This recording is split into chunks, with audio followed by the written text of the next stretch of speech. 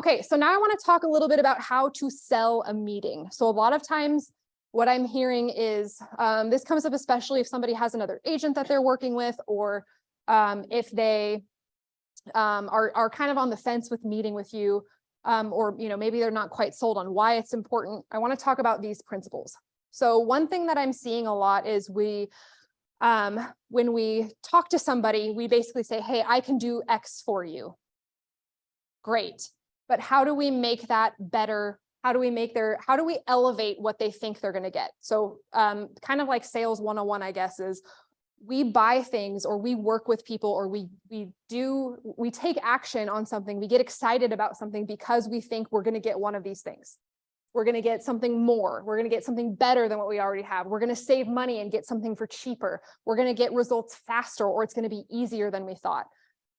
So these words and principles are things that should be in the back of your mind as you are trying to sell somebody on meeting with you. So sure, you can send them houses. So one thing that I've heard a lot with, oh, I already have an agent. We see people offering, well, I can send you properties from my website. Okay, how is that different than what? Cool, you can send me stuff too, like I'm already getting that. How can you do it better than they can? Or how can you do it in an easier way, or a way that's more tailored to them, right? So we have to basically upsell the experience that they already think they're getting in order to convince them to work with us. So these are all principles of things to think about. And I want to open it up to you guys, because one thing that's a pet peeve of mine is if I go to like a training or a meeting and I like learn stuff, but then I don't learn, how do I actually apply this? It's like a good idea. That really bothers me. So I like everybody to leave meetings thinking, okay, how do I actually apply this? How do I use this into my language? Does anybody have any ideas of how they might use these terms, these ideas in some scripting when they're getting a lead to work with them? My favorite script is, if there were a financial incentive to meet, would you be interested in meeting? And they say, well, what's the financial incentive? And then you say, that's exactly why we should meet immediately. And then you go over that financial incentive when you meet. Right. So they're getting something cheap, this cheaper, saving money. That one's that's perfect. That hits on that. Love it. What else could we do to incorporate these ideas as we're selling a meeting? I like the word exclusive.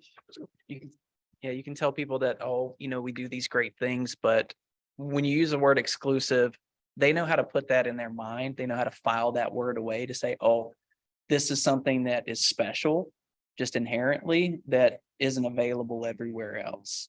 So it's very hard for us in our industry to show them context. Like everybody that's in this room generally knows like how great it is to be here and all the things we have, but we can't really convey that to a person over a phone who hasn't lived that experience. But I think exclusive is a good key word to kind of get over the hump. I love that, exclusive. And that one hits on kind of, to me, in my brain, I'm like, I'm getting more because I'm special, or I'm getting something better because I'm hitting both of those points with that, which I like. Exclusive definitely hits that. Ooh, let's see. I'm gonna need 2 hands for this. Ooh, the lights. Oh, sorry, Adrian. I didn't knock over the coffee, so yes.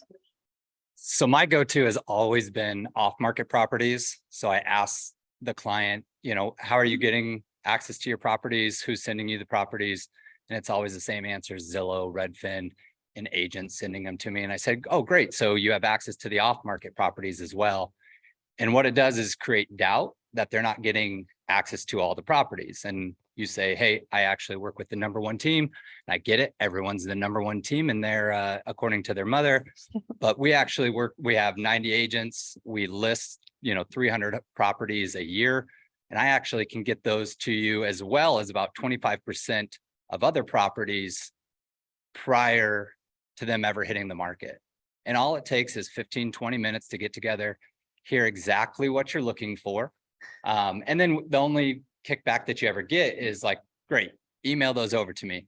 Well, like I said, we work with 600 clients a year, and this is part of our VIP package. I really need to get with you 15-20 minutes. These are only for our clients that take the buying process seriously. And again, just 15-20 minutes. And I mean, it's every single time, because buyers want homes, and buyers always believe that there's other properties, that are being sold. And we know that there are properties being sold off the market that never hit the MLS. So it's creating that doubt, creating that scarcity. And if you sell it, well enough, then they'll always meet with you. Love Can it. we work on that script at script practice? 'Cause that was- Yeah, that's a huge one. And I love, Kelly, too, that you pointed out that buyers want homes. Buyers don't care about the agent. They want homes, right? So however we can, unfortunately, but however we can convey that we can show them more homes, we can show them better homes. They can get access to those faster. That script actually had a lot of these points kind of embedded in it indirectly, which was great. So the point that I'm getting at with these things is, in our minds, we're so used to like, well, we know why you should meet. We're awesome. And so we don't consider, it's true. Like this is our day. This is our job, right?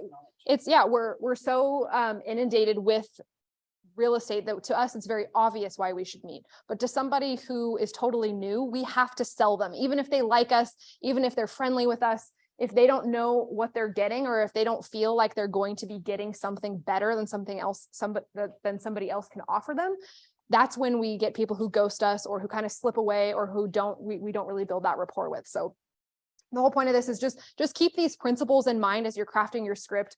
We'll work on this as well with in-person role play for how to use some of these terms to close people or to craft better value props.